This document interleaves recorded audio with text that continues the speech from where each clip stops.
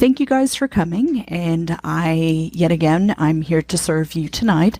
This is Dementia Made Simple, where we know dementia is complex and progressive, but that doesn't necessarily mean that it has to be complicated. So my job is to try and make dementia as simple as possible for everybody to understand.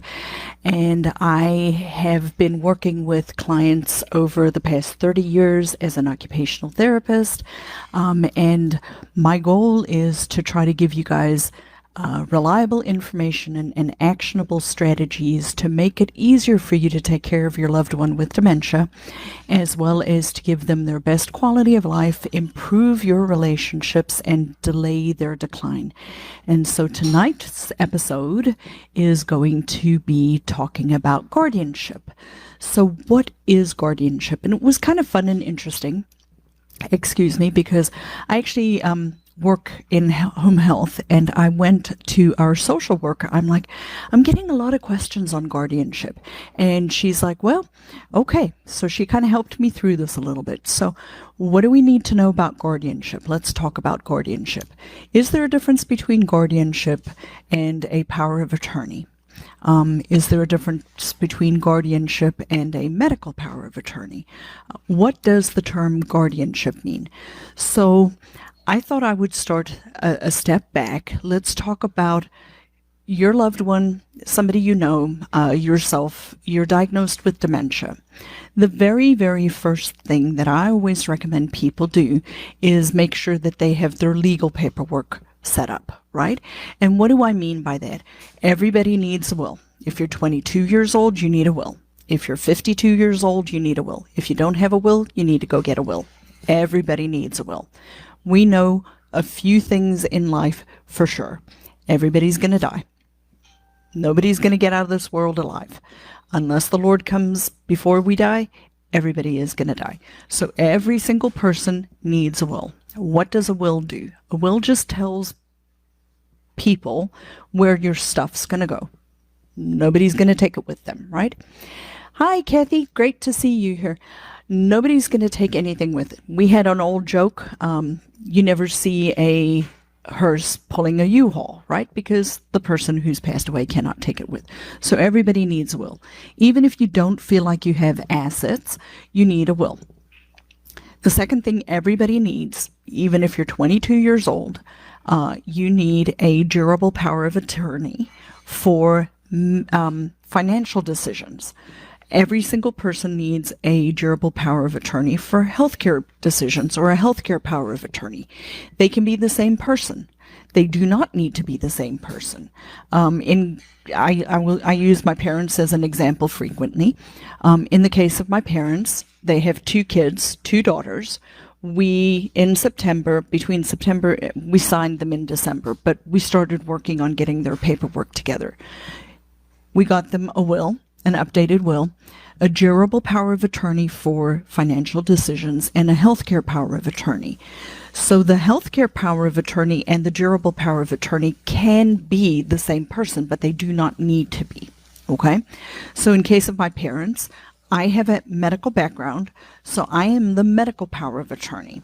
My sister is the secondary. So if something happens to me before my parents pass away, my sister gets to be the power of attorney. Hey, Lori, great to have you here. So glad you're here. So I'm the medical power of attorney, and my sister is their financial power of attorney.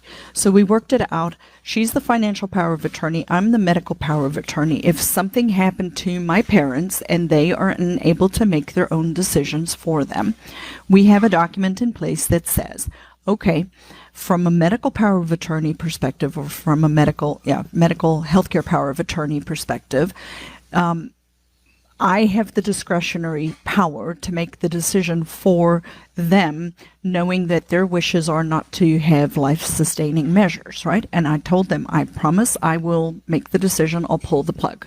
I will pull the plug. May not like pulling the plug, but I will pull the plug. But not everybody has a situation like that. You have to know the people that you are going to be asking. If they are people that you don't feel are going to be able to make that hard decision in the moment, then maybe you do want to make usually people have three choices. Do everything, do absolutely nothing, let me go, or let my healthcare surrogate or power of attorney, healthcare power of attorney, make the decision for me. So typically, those are the three choices. Now, when a person makes the decision that they don't want anything done, there's a further document that kind of line by line can go through. I do want things like a tube feeding, or I don't want a tube feeding, or I don't want to have I don't want to be intubated, but you can do chest compressions. I don't want you to do chest compressions, but you can intubate. There are lots of legal things that go on regarding these documents. So I tell everybody, when you have a diagnosis of dementia, when you first get a dementia diagnosis, you want to make sure you have your legal papers in place. A will, a healthcare power of attorney, and a durable power of attorney for financial decisions. It makes it hard when you have families that are not as cohesive, or there's a lot of conflict or whatever. It does not need to be a family member. There are people that you can choose outside to do those kinds, to make those kinds of decisions. It's a legal document. It's a legal process. So having said that, durable powers of attorney for medical and financial decisions are not the same thing as what we're talking about tonight, which is guardianship. So what is guardianship, right? A guardianship is it's a legal process. It is someone who is identifying that this person who they're living with or who they are helping are unable to make their decisions for themselves. There are lots of scenarios. I can come up with thousands of scenarios for you regarding guardianship. So the other word for guardianship is called conservatorship, right? These are the legal terms. This is a legal process. And so because it's a legal process, the best thing you can do when you are considering a guardianship or a conservatorship is to get legal counsel. You do not, according to the social worker that I spoke to this morning, and she's the one who kind of helps us when we have these kinds of situations occur, you do not technically need to have an attorney in place, right? You can apply for guardianship or conservatorship for an individual. Each state is different, but you do not have to have an attorney. Always, an attorney is going to make it easier because they know, especially if this is what they do. If it's an elder care attorney, this is what they do. They know the loopholes. They know what the process is. But technically, you do not actually need to use an attorney to get a guardianship of an adult or of a person. You do need to go through the right process. So in the state of South Carolina, and there are 50 states, and I cannot speak to foreign countries. Every country has their own laws and rules and regulations regarding how to obtain guardianship or how to obtain conservatorship over a person. But in the United States, and specifically here in South Carolina, my social worker friend tells me if you want to pursue guardianship over an adult and you don't want to go to an attorney, which is what we both recommend you do first, is go to an attorney and speak with an attorney, is you go to the probate court. Here in South Carolina, you go to the probate court. There's a big long form that you can fill out to work with people to find the information available to be able to go to the court and say, I am seeking guardianship or conservatorship over this person. So I grabbed a couple of things real quickly online, and I got to put my eyes on because I'm getting old and I can't do it without my eyes. Like I said, a guardianship is a legal process, right? It's absolutely a legal process, but it's used to protect the person who is unable to care for themselves anymore by virtue of incapacity or disability. The court, and this is why it is a legal process, the court actually then appoints the legal guardian. So you apply to become somebody's legal guardian, and when you are in essence looking for guardianship of an adult, what you are saying is that person is incapacitated. They are incapable of making their own decisions. So it is a special standing. It is a special thing that you have to do in order to make sure that that person is taken care of.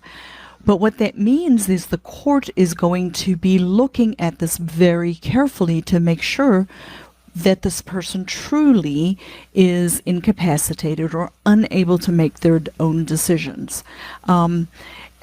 A guardian is appointed by the court to protect the interests of the elderly person or the incapacitated individual, right?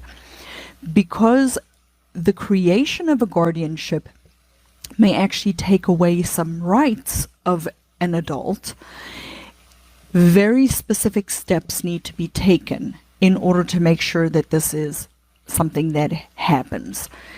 The person who is being taken, literally, what this means is you're taking your parent to court to say that they're incapable of making their own decisions. They, as an individual, have a right to be notified and a right to have representation in a guardianship process. So it's not you just going to court and saying, okay, I'm trying to get guardianship over my mom or my dad, and here's all the documentation. They are entitled to their own legal representation. I'm sure that not everybody actually goes through that process, but they do have the right. It's a legal process. They have the right to be represented. They have the right to be heard. If during the process they can confront witnesses, they can confront you in a court and say, I don't think I'm incapacitated. They can bring up their own I'm not guardians, their own witnesses and present evidence. It's a court proceeding. I don't know if you guys have ever been in a court proceeding, but it's actually a very fascinating thing to go and watch. They also may, and what I found out as I was researching this, there can be a guardianship of the person, but there can also be a guardianship of the estate. So apparently those are two different types of guardianship. So the guardianship of a person would require the guardian to make decisions regarding the care of that individual. So I go to court and my dad passes away, and I try to go to court and get guardianship of my mom. I have to prove that she is incapable of making her own decisions. In South Carolina, that entails two physicians, two separate physicians, and per my colleague, the social worker, they can be in the same medical practice, but they cannot be seen by those two physicians on the same day. So you have to take mom to the doctor today and get this doctor to declare her incompetent to make her own decisions. And there's a form that they have to fill out that says, mom is incapable of making her own decisions. And then 2 or 3 days later or a week later, you got to take mom back to a second physician who has to, on his own, make the determination whether or not he feels mom is capable or incapable of making their own decisions, right?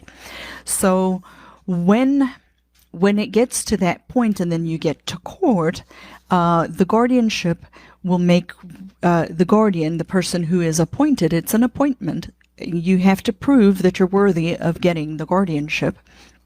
But my friend says the one who starts the guardianship process first is usually the one who will be granted the guardianship unless there's some extenuating circumstances.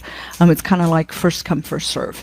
So if you are considering doing guardianship of an adult and there's some contention going on, if you go and you get your paperwork in first, maybe you stand a better chance of being able to be appointed as that person's guardian. So we have to make sure that we take care and the support of that person. They will be required to consent to and monitor medical treatment. They will be required to arrange professional services, monitor the person's living circumstances, make sure they're safe. They are the ones who then make the end-of-life care decisions and preparations. And when making these decisions, the guardian is expected to consider the person who they are now the guardian for. They're expected to consider their wishes, their own individual wishes. And they will continue as a guardian until this person passes away, or until, yet again, this is a legal proceeding, right? Until the court determines that the guardianship is no longer necessary. So, like I said, there are two types of guardianships, right? There's guardianship of an individual, and then there's guardianship of the estate. So what is guardianship of the estate? Guardianship of the estate will require the guardian to assume responsibility of the person's personal property. They have to make sure that they preserve and protect the assets, distribute income, obtain appraisals of the property. They have to keep the court informed of the status of the estate. And like a personal guardian, a financial guardianship continues until that individual dies, or until the court determines that the person no longer needs a guardian, right? So we're talking about a guardian for an elderly or an incapacitated individual. So sometimes the court can appoint somebody a guardianship. For example, say somebody was in a motor vehicle accident and they might have a brain injury or something, and they are incapacitated for a period of time, and a guardian is appointed for them at that time, and say 2 years later they've recovered from their head injury, they are able to function now, they can prove to the court now that they are not incapacitated. That guardianship of that incapacitated individual can be rescinded. So let's talk a little bit about, at the beginning we talked about durable power of healthcare and medical power of attorney and so on. I've actually been in situations where I work in the hospital. I work for home health right now, but I do work in a hospital system, and I've worked in a hospital system extensively through my career, that people come in to the hospital, and the hospital, so they're living home alone, they have limited help or family available or whatever, or the family's unable to get this individual to concede or to let them help them. And they come to the hospital and they are obviously incapacitated. Well, the hospital will go to the, if the person has a healthcare power of attorney in place, that makes it so much easier, because then there's an identified individual that can then take over that decision making, because that's what the healthcare power of attorney is for. It's when I'm unable to make my own decisions, now all of a sudden I've appointed, in my specific case, my husband is my primary healthcare power of attorney, and my daughter, who is a nurse, is the secondary power of attorney, healthcare power of attorney. So if my husband passes away, my daughter will make the decisions for me. So say something happens, I get hit by a bus. I go to the hospital. I have a massive head injury. My husband comes to the hospital. Boom, here's my medical power of attorney for decisions. I'm obviously incapacitated right at that moment, right? Massive head injury. I'm incapacitated. My husband has the document. He gives it to the doctors and says, here's her healthcare power of attorney. I'm the decision maker. Right there and then, my husband makes all of my decisions for me.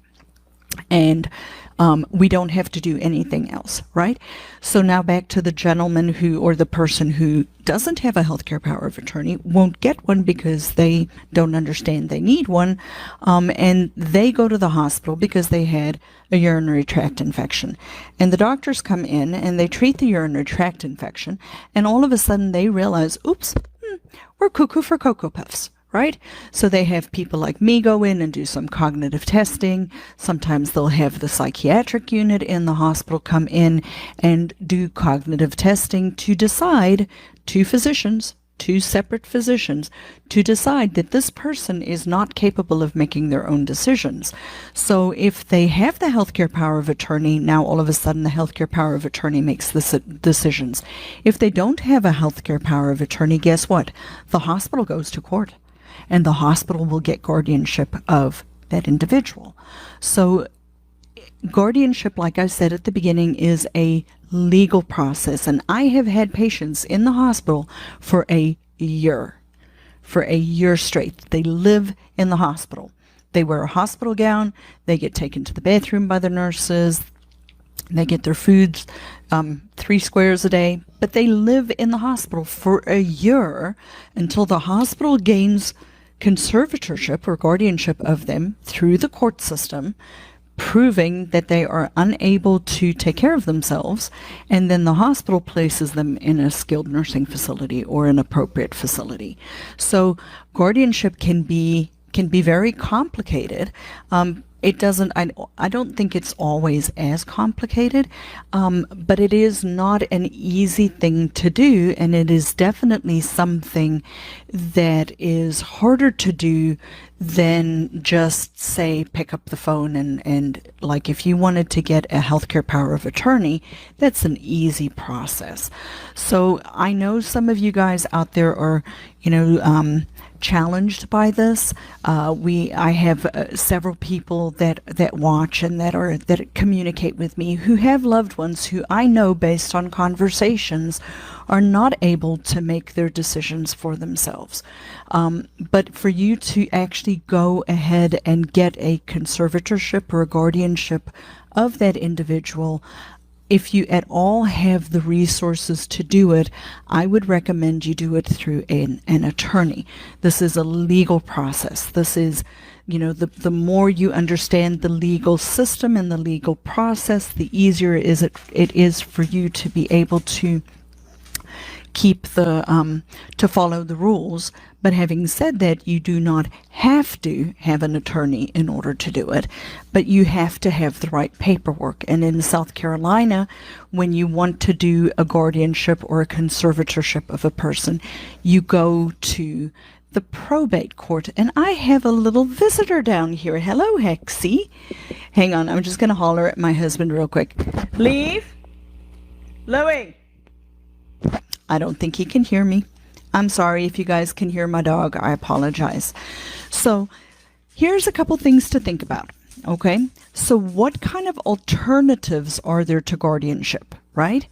So some alternatives can be a representative or a substitute payee. So why would we need a guardian? To pay our bills, right? Make sure that we have a roof over our head, get food on our table, get our medication, all of those kinds of things. There are places that do case management services. There are geriatric case managers. So these are people that can help somebody who is having trouble, but they're not legally their guardian, but they do help to make the decisions and the I'm so glad that was helpful, Miss Jennifer, sorry.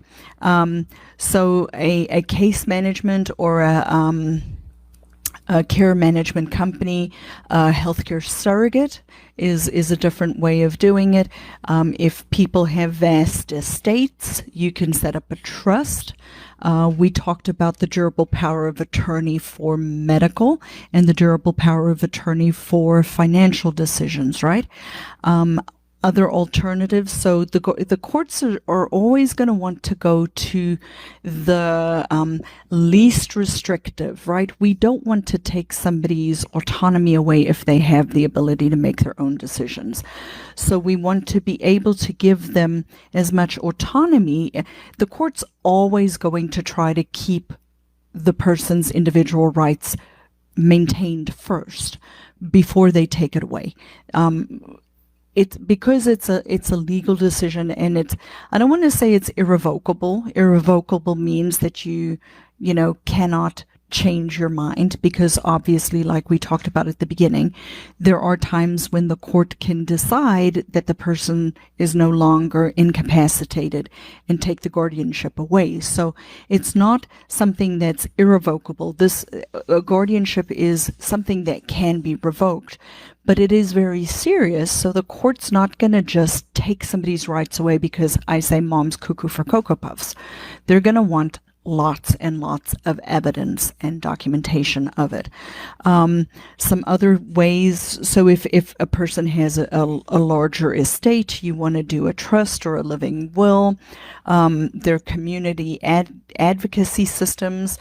If it's a financial thing, you can do joint checking accounts, so you can help oversee and make sure things are being taken care of, especially bills and paying a person's bills and things like that. And community agencies and services. A good guardian is always going to make sure that they take into account the wishes and the desires of the person that they are the guardian of, when making their decisions about where they live, their medical treatments, their end-of-life decisions. And remember, the court will only remove those rights that the proposed person under guardianship is incapable of handling. So when the courts appoint a guardian, the following rights, these are some of the rights that a person can lose when you assume guardianship for them, right? They lose the right to decide where they live. You then become the person who decides where they live. They lose the right to consent to their own medical treatment. So, when you go to the hospital, or even when you go to the doctor, right? When you go to the doctor, I don't know if you guys pay attention to all the thousands of forms they stick in front of you, right? But there are two forms that they always put in front of you. One is the privacy form, saying who will you allow to know what your medical information is, who they can release that information to. So one is the HIPAA, the Healthcare Information Portability and Accountability Act, HIPAA, right? Healthcare Information Portable Privacy Act. Okay, so that's one of the forms that you fill out every single time you go to the doctor, or once a year, or whatever it is, right? The second form everybody fills out when you go to the doctor is a consent for treatment. So when you take over somebody's conservatorship or guardianship, you take over you make the decision. They cannot consent for treatment anymore. They cannot consent for somebody to draw blood.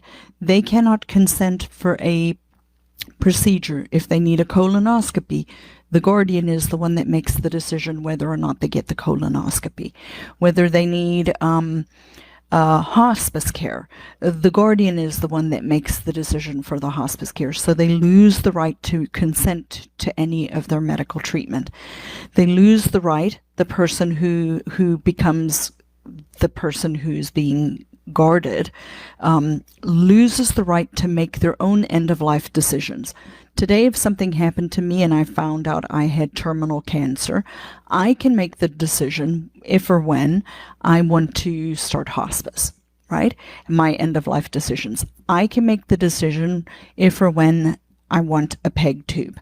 I can make the decision if or when I want to have chemotherapy or radiation therapy.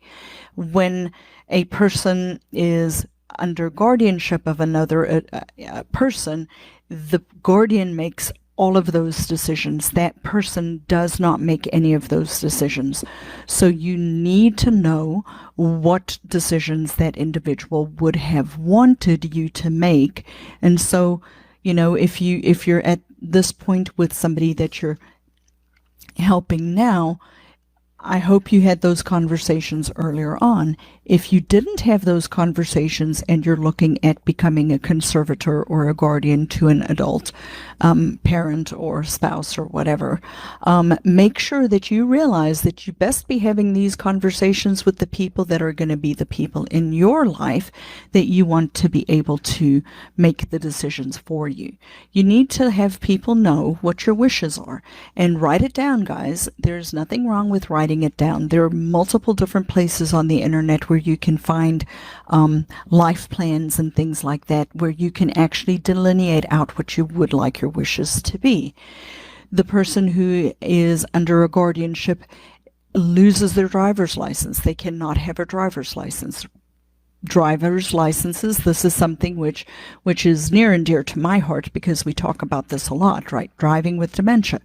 So a driver's license is a privilege. It is not a right. We do not have the right to drive a vehicle. It is a privilege. Therefore, that is why we get a license, right? That's why at least in South Carolina, a 13-year-old cannot get a driver's license because they're not old enough to have a driver's license. They do not have the right. They have not become old enough and proven that they are capable of making those decisions, and therefore driving is a privilege. It is not a right. We don't have the right to just get in the car and drive, which, if you think about it that way, makes it easier when we start to talk to people about needing to take their driver's license away. People believe it's their right to drive. You do not have a right to drive. Nobody has a right to drive. The person loses the ability to sell or buy property, make transactions. They cannot sign a contract. They lose the right to sign a contract. The person loses the ability to own or possess a firearm or a weapon. So here in the South, that's a big, fat, hairy deal, right? People want their weapons. People want their guns. You couldn't have a concealed weapons permit. You couldn't have a gun in your house.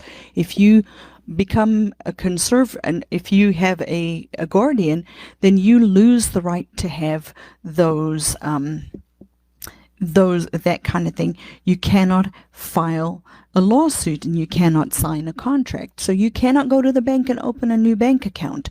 You lose the right to do those things, which is one of the reasons why the courts are so serious about it and why guardianship is a legal process. It's not just an easy thing to do. It is an absolute legal process that it's because we're taking people's ability and rights away. They lose the right to make the decision to marry. They cannot make a decision to get married. They lose the right to vote. If you put somebody under guardianship, they cannot vote. So the courts will take this extremely seriously because you're taking somebody's independence more than just, their ability to get dressed or their ability to run a household or take their own medicine. You're taking their certain rights that we have. The court then takes that away and gives it to the guardian. Because establishing a guardianship is a legal process that involves removing the individual's right, considerable due process occurs when this has happened. So what does that mean? That literally means that the courts have put into place systems to protect the person who we are trying to become the guardian of. What are some of those processes, right? They have the right to notice. You cannot do this in secret. Becoming a guardian of somebody is not, we're doing it under the rug. They are required to be given notice of all proceedings. They have the right to representation by counsel, which means that an attorney or somebody can be appointed to make sure that their rights are being taken care of, that they're not being taken advantage of, right? They have the right. I'm not saying that everybody necessarily will, what's the word I'm looking for? Will, oh gosh, I just lost my words. they have the right to be in attendance of all of the proceedings and court hearings. That's not to say that they will execute that right, that they will actually do, that they actually want to be there, but they have the right to be able to attend all of these legal proceedings. They have, they are given the ability to compel, confront, and cross-examine all witnesses. So in other words, it'll be in a court, there will be an attorney, there should be an attorney, whether it be the probate, there will be a judge, right? And so the judge is sometimes the one that will facilitate the questioning. But say I'm trying to become guardian, let's use my parents. I'm trying to become a guardian of my mom because I've decided my dad's cuckoo for Cocoa Puffs and cannot make mom's decisions anymore. And I'm trying to get conservatorship of her. Well, she could bring my dad in as a witness, and I would have to be able to talk and answer the questions, right? So it's not, or she could bring my dad in as a witness for her to say, no, she's not as cuckoo for Cocoa Puffs as what my daughter believes, right? So that individual has the right to cross-examine and confront all of the witnesses. They also have the right and an allowance in order to be able to present their own evidence. So if they have evidence to the contrary, they can submit that evidence to the court and be able to present that evidence. And they can also appeal. They have the right of an appeal to the determination of the court. So because this is a legal proceeding, becoming a guardian of somebody is a legal process, they can appeal it. It's just like any legal type of proceeding, right? Most legal things, if you've not been in many legal situations, be grateful, and I have not, but you always have the right to an appeal. They can present a clear and convincing standard of proof, and they actually have the right to a trial jury, which I'm pretty sure most people don't go to a trial jury for being for the decision of whether or not they are competent to make their own decisions. But these are some due process protection that an individual will have if you are seeking conservatorship of them. So every right or due process may vary from state to state because each state is different. Each state's laws are different, which is why I say if you truly are considering becoming a guardian of an adult who has an incapacitation, I would recommend you do it through an attorney. Yes, it is going to cost you some money. No, it is not required, at least not in the state of South Carolina. But sometimes, mistakes are made that could be prevented that actually may cost you more money in the long run. I'm very sure that most states in the United States have some sort of legal aid system where you can maybe where a person can access some assistance for being able to facilitate a process if you truly need to get guardianship of an adult. My best advice, and this is just me talking, right? My best advice is always going to be try to find your social workers. Social workers, this is what they do. Social workers know the local resources. They know the local economy, for lack of a better word, right? They know, for example, who to contact in their county, where the legal aid might be available. They may know some low-cost attorneys that can help you. They might be able to help you talk through, okay, this is where you go to this courthouse and this is the paperwork. They might even be able to help you fill out some of the paperwork. It just depends from state to state. But because each state is different. You have to know what the rules and regulations are in your state. And Pietra, welcome. I know you live in Australia. I have no idea what the process is in Australia for guardianship or conservatorship of an incapacitated adult. So that is outside my country of where I reside. In any type of guardianship, the court may, under certain circumstances, limit the guardian's authority. The guiding principle the courts are always going to do is that they want the least intrusive measures. So the least intrusive measures to keep that individual who we're seeking guardianship of safe. They want to make sure that the person retains as much of their own autonomy as possible.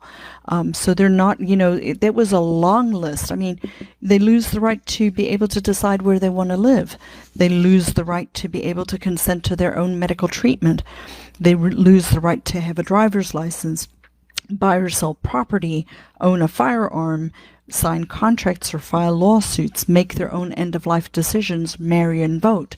So those are a lot of very life-altering, potentially life-altering decisions that people make for themselves.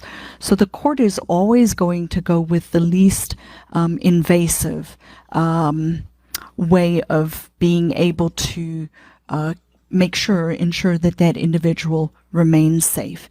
And a guardian might be a family member, a friend.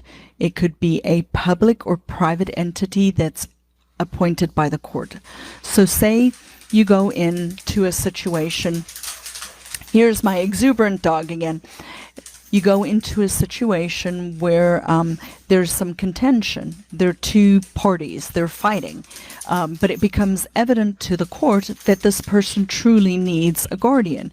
If the court cannot decide which one of these two parties is going to be the guardian, they will appoint an outside guardian, but they will not make sure that that adult individual has somebody then who is able to make their decisions for them. So yet again, to just give a real quick recap over tonight's program, we were talking about guardianship, right? Guardianship is different than a durable power of attorney for healthcare decisions or a durable power of attorney for financial decisions. If you or a loved one are diagnosed with dementia, the very, very first thing that I always recommend people do is you have to get your legal paperwork you have to get your legal paperwork set up first, particularly if your cognitive capacities are not yet significantly impaired enough that it is vastly evident to an attorney. Because if you, like with my mom, we were borderline close. We got their wills and things set up in December. If the attorney had, if we had waited longer and it had become more and more evident that my mom was not able to make those decisions for herself anymore, they would not have allowed her to sign the will. They would not have allowed her to sign a healthcare power of attorney. They would not have allowed her to sign a durable power of attorney for financial decisions. That is the reason I say first get your legal stuff in place. Wills and things and durable powers of attorney for healthcare decisions and for financial decisions, they are not super complicated. I definitely recommend doing it with an attorney if you can, but there are multiple websites out there that allege to have state-specific documents for fairly low cost, right? A will does not need to be complicated. A healthcare power of attorney is not complicated. They're fairly standardized documents. So that is where I always tell people, if you get a new diagnosis in your family of dementia, the very first thing you want to do is get those documents in place, because if they are too far advanced, they will not be able to make those decisions, and then you're up a creek without a paddle. Because if you have a healthcare power of attorney and you are deemed incapacitated by two physicians, guess what? Healthcare power of attorney stands, right? Durable power of attorney stands, at least in the United States. So if you set those documents up at the beginning, and then the person is declared incompetent by the two physicians, they're not capable of making their own decisions, you don't have to go to court, because those documents, that's when those documents take over. So when you go to the hospital and you have those documents and two physicians say she's not capable of making those decisions, your healthcare power of attorney kicks in. If you go to the hospital and you don't have a healthcare power of attorney and two physicians declare you incompetent to make your own decisions, then all of a sudden we have to go through a legal process. So I hope this was helpful to kind of delineate out what the difference is between a guardianship or a conservatorship. Those are two separate words for the same thing, and how we could use a durable power of attorney for healthcare and a durable power of attorney for financial decisions to circumvent the process. They're both legal processes, but one you control and one the court controls. So throw me some comments out there. I hope this was helpful for people. I thank you for being here tonight. I'm trying to do these Facebook Lives a little bit different, more topical, so that we can put them up and say, this is where we talk about this, this is where we talk about this, this is where we talk about this. So right now I'm still getting my ducks in a row, trying to figure out my process. So at the moment I'm still taking requests, if you would, about what you guys want me to talk about, but hopefully pretty soon I'll have my ideas together, and then I'm going to start to put out specific topics at a time. So last week we talked about meaningful activities. This week we talked about guardianship. A few weeks ago we talked about UTIs. So thank you very much for joining me. I do ask that you give me ideas. I'm here to serve you. I want to answer your questions. I would love to know who was out there. Thank you, Lori, for joining. I always appreciate having you here.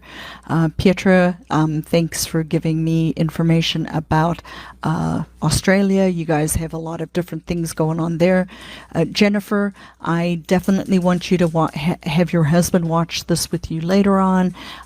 Melissa, thank you for joining. And Miss Kathy, thank you for being here. So as I end all of my programs, the Lord bless you and keep you. I will be back here next week again.